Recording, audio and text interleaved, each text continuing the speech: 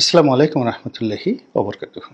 সম্মানিত দর্শক, সম্প্রতি নড়াইলের একটি প্রত্যন্ত গ্রাম থেকে একজন ছাত্র সমন্বয়ক ওই অঞ্চলের তার বাড়িতে অভিযান চালিয়ে সেনাবাহিনী একটি স্নাইপার রাইফেল উদ্ধার করেছে। এটি বাংলাদেশের রাজনীতির জন্য অশনির সংকেত। আমাদের এই শান্তিপ্রিয় জনগোষ্ঠীর জন্য রীতিমতো যাকে বলা হয় একটি ভয়াবহ কালবৈশাখী বা সুনামির আলামত।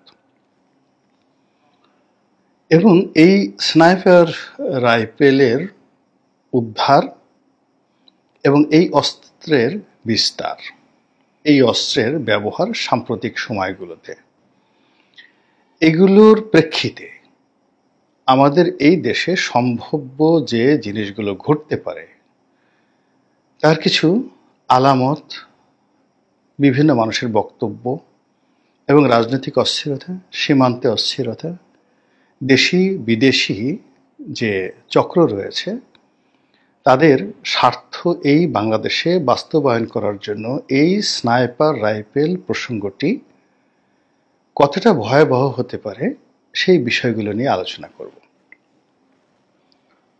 আপনারা সবাই জানেন যে এই জুলাই আগস্ট বিপ্লবে বহু মানুষ হতাহত হয়েছে, অর্থাৎ আন্দোলনকারী যারা আছেন তারা হত্যাকাণ্ডের শিকার হয়েছেন। সাধারণ পথচারী থেকে শুরু করে একেবারে সাধারণ মানুষ চলাফেরা করতে গিয়ে তারা এই হত্যাকাণ্ডের শিকার হয়েছেন। পুলিশ থেকে শুরু করে অন্যান্য আইনশৃঙ্খলা রক্ষাকারী বাহিনী, বিশেষ করে আনসার, তাদের অনেক সদস্য আহত হয়েছেন, নিহত হয়েছেন। বহু থানা লুট হয়েছে, বহু অস্ত্র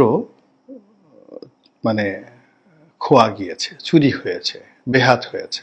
থানায় যে অস্ত্র থানা পুলিশের জন্য থাকে সে অস্ত্র, এবং অনেক থানাতে একটা অস্ত্রাগার থাকে যেখানে বহু বছরের পুরনো অস্ত্র যারা জমা দেয়, যেমন ধরুন আমার একটা অস্ত্র আমি থানায় জমা দিয়েছি, অথবা ধরুন আমার একটা অস্ত্র থানায় জমা দেওয়া আছে আজ থেকে 10 বছর আগে, বা আমার বাবার একটা অস্ত্র আছে, দাদার একটা অস্ত্র আছে, এরকম অনেক অস্ত্র যেগুলো পরবর্তীতে আর রিনিউ হয়নি, কিন্তু থানার যে মালখানা রয়েছে সেখানে এই অস্ত্রগুলো রয়েছে। এমনকি ব্রিটিশ জমানার অনেক অস্ত্র আছে যেগুলো হয়তো কোনো জমিদারের অস্ত্র ছিল, তিনি থানায় জমা রেখেছেন, পরবর্তী প্রজন্ম আর সেটা নেয়নি বা লাইসেন্স রিনিউ করেনি, ওটা থানায় রয়ে গেছে। তো যে সকল থানা এই সময়টাতে লুট হয়েছে সেক্ষেত্রে থানার যে অস্ত্র সেগুলো লুট হয়েছে, এবং একই সঙ্গে থানার মালখানাতে সংরক্ষিত দুর্লভ যে অস্ত্রগুলো সেগুলো কিন্তু লুট হয়ে গেছে।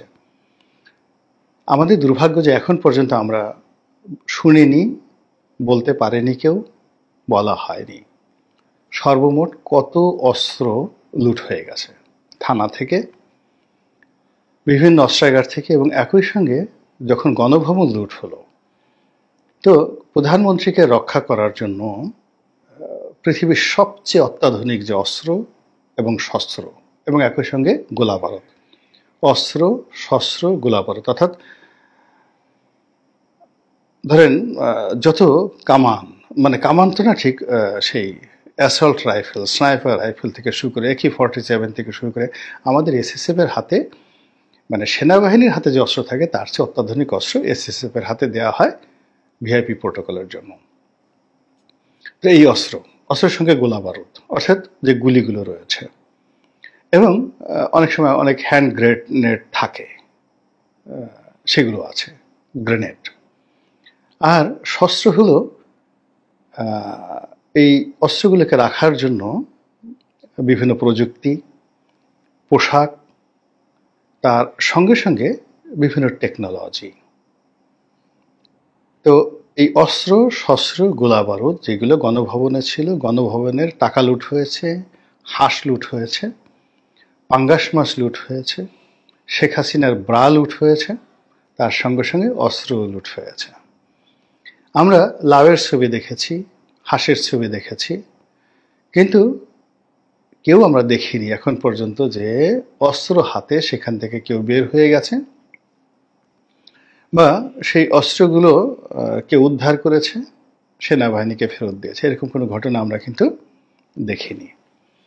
তাহলে এই যে গণভবনে প্রধানমন্ত্রীকে রক্ষা করার জন্য মোট কতজন এসএসএফ থাকেন? তাদের সবারই একটা পার্সোনাল আর্মস থাকে, সেটা পিস্তল হোক বা অন্য কোনো আর্মস হোক। এটা জাস্ট লাইক দেয়ার ড্রেস। এখন ওখানে যদি 500 লোক নিয়োজিত থাকেন বা 1000 থাকেন, আমি জানি না, তাদের সবারই একটা করে অস্ত্র আছে। 2 নম্বর হলো যে তারা যে কমান্ডটা পরিচালনা করেন, ব্যক্তিগত অস্ত্রের বাইরে আরও কিছু অস্ত্র রয়েছে, যেটি গাড়ি বহরে যাওয়ার সময় গাড়িতে থাকে, তারপরে ওখানে গণভবনের মধ্যে মোতায়েন করা থাকে, এরপরে ওখানে এমনকি আকাশে গুলি করে হেলিকপ্টার নামানোর মতো প্রযুক্তি বা অস্ত্র তাদের রয়েছে। সেই অস্ত্রগুলো কি আছে, নেই, নিয়ে গেছে, পাওয়া গেছে, আমরা কিচ্ছু জানি না। আমরা এই স্নাইপার রাইফেল সম্পর্কে জানতাম না। আমরা সাধারণ মানুষ, আমজনতা, কোন অস্ত্রের গুলি কেমন, তারপরে কোন বাহিনীর হাতে কোন অস্ত্র থাকে, মার্কেটে কোন অস্ত্রগুলো যাকে বলা হয় ব্যবহৃত হচ্ছে, এগুলো আমাদের কর্ম নয়, আমরা সাধারণ মানুষ বুঝি না। কিন্তু স্বরাষ্ট্রমন্ত্রী হিসেবে বা উপদেষ্টা হিসেবে ব্রিগেডিয়ার শাখাওয়াত যখন দায়িত্ব পালন করছিলেন, তখন তিনি আনসারদের যে হেডকোয়ার্টার সেখানে ভ্রমণ করতে গিয়ে, অর্থাৎ সেখানে ইন্সপেকশন করতে গিয়ে তিনি যে সকল কথা শুনেছেন আনসার সদস্যদের কাছে এবং আহত আনসার সদস্যদেরকে দেখতে গিয়ে তিনি সে হাসপাতালে যারা কর্তব্যরত চিকিৎসক তাদের মুখে যে বক্তব্য শুনেছেন, তার চোখ রীতিমতো ছানা বড়া হয়ে গিয়েছিল এবং তিনি মিডিয়ার সামনে এসে বক্তব্য যা দিয়েছিলেন ওটার কারণে তার চাকরি চলে যায়। তিনি স্বরাষ্ট্র উপদেষ্টা থেকে অন্য উপদেষ্টা হলেন, কিন্তু তার এই কথাগুলো কিয়ামত পর্যন্ত বাংলাদেশকে ভোগাবে। তিনি যে কথাগুলো বলেছিলেন যে আনসার সদস্যরা সাক্ষ্য দিচ্ছে যে সাধারণ পোশাক পরা, অর্থাৎ সিভিল ড্রেস পরা অনেক সন্ত্রাসী এই স্নাইপার রাইফেল নিয়ে সরাসরি তাদেরকে গুলি করেছে এবং এটা আনসাররা হতবিহ্বল হয়ে গেছে যে এই ধরনের অত্যাধুনিক অস্ত্র শস্ত্র তো সেনাবাহিনীর কাছেও নেই, পুলিশের কাছেও নেই। তা এই অস্ত্র সাধারণ মানুষের কাছে, সিভিল ড্রেসের লোকের কাছে আসলো কি করে? এবং তারা যে আওয়ামী লীগের লোক নয় এটা কনফার্ম। এর কারণ হলো আওয়ামী লীগের লোক তো ওই সময়টিতে আনসারের উপর গুলি করবে না। আরও আশ্চর্য ব্যাপার হলো যে যারা মারা গেছেন, আহত হয়েছেন, নিহত হয়েছেন, যাদের সুযোগ হয়েছে পোস্টমর্টেম করার, তাদের শরীর থেকে যে গুলি বের করা গেছে এর বেশিরভাগ গুলি হলো এই স্নাইপার রাইফেলের গুলি। পুলিশের হাতে, আর্মির হাতে, আনসারের হাতে যে গুলিগুলো রয়েছে, যে অস্ত্রগুলো রয়েছে, সেইগুলোর সঙ্গে এই স্নাইপার রাইফেল এবং এই রাইফেলের যে গুলি, এগুলোর আকাশ পাতাল ডিফারেন্স। দ্বিতীয়ত হলো যে এই রাইফেলগুলো বাংলাদেশে নিষিদ্ধ, এগুলো এলো কি করে?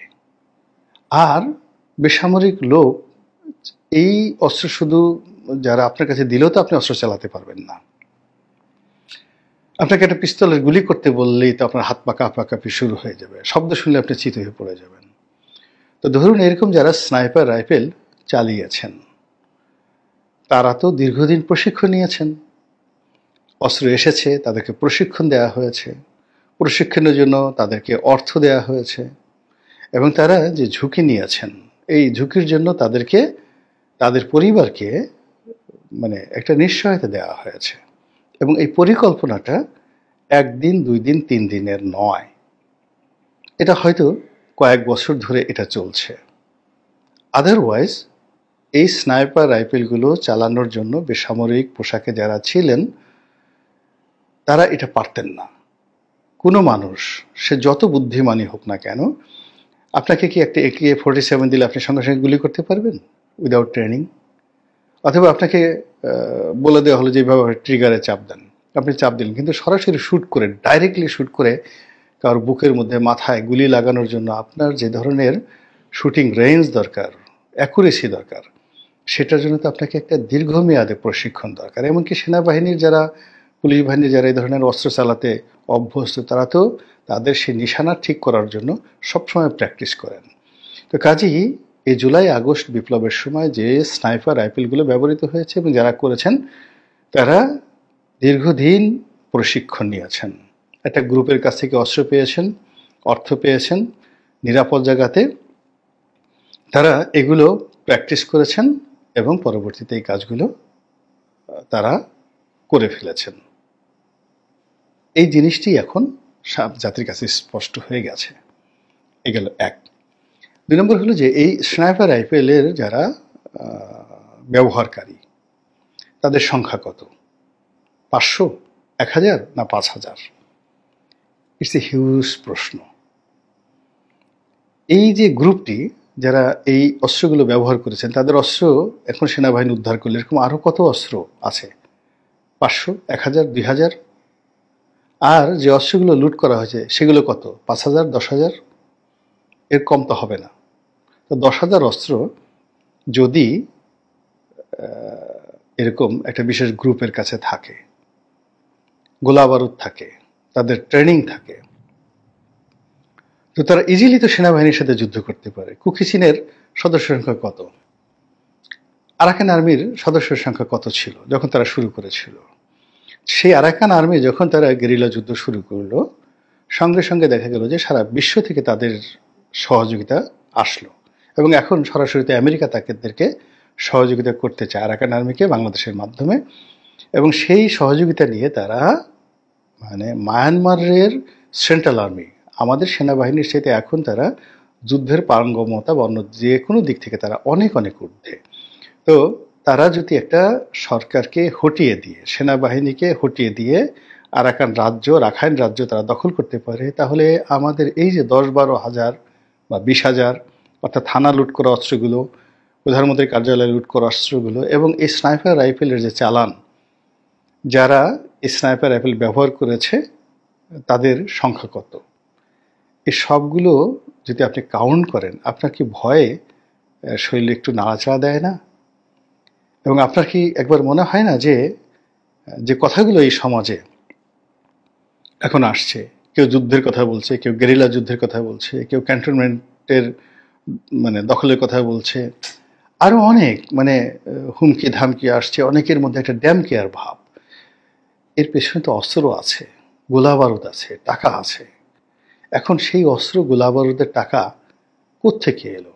দিল্লি থেকে এলো, লন্ডন থেকে এলো, পাকিস্তান থেকে এলো, নাকি যাকে বলা হয় আমেরিকা থেকে এলো? এই ট্রেনিং কারা দিল?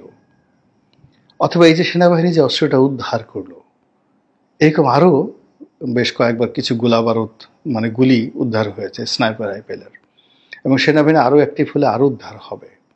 তাহলে এই ঘটনার সঙ্গে লাইন অফ কমান্ডে কারা কারা আছে এবং তাদের মধ্যে কারা কারা রাঘব বোয়াল, কারা দেশে আছে, কারা দেশের বাইরে আছে, এগুলো নিয়ে আলাপ আলোচনা খোলামেলা হওয়া উচিত। এবং এই বিষয়গুলো যদি আমরা নিষ্পত্তি করতে না পারি, আমাদের সেনাবাহিনী নিষ্পত্তি করতে না পারে, সরকার নিষ্পত্তি করতে না পারে, থানা পুলিশ নিষ্পত্তি করতে না পারে, তাহলে আমরা যারা সাধারণ জনগণ, আমাদের চাইতে এই যে যাদের হাতে অস্ত্র রয়েছে, অর্থাৎ আমাদের আইনশৃঙ্খলা রক্ষাকারী বাহিনী, তারাই কিন্তু স্নাইপার রাইফেলের প্রথম টার্গেটে পরিণত হবে। কাজেই সাধু সাবধান। আল্লাহ আমাদের দেশ এবং জাতিকে বিপদ এবং বিপত্তি থেকে রক্ষা করুন, উদ্ধার করুন। আসসালামু আলাইকুম ওয়া রাহমাতুল্লাহি ওয়া বারাকাতুহু।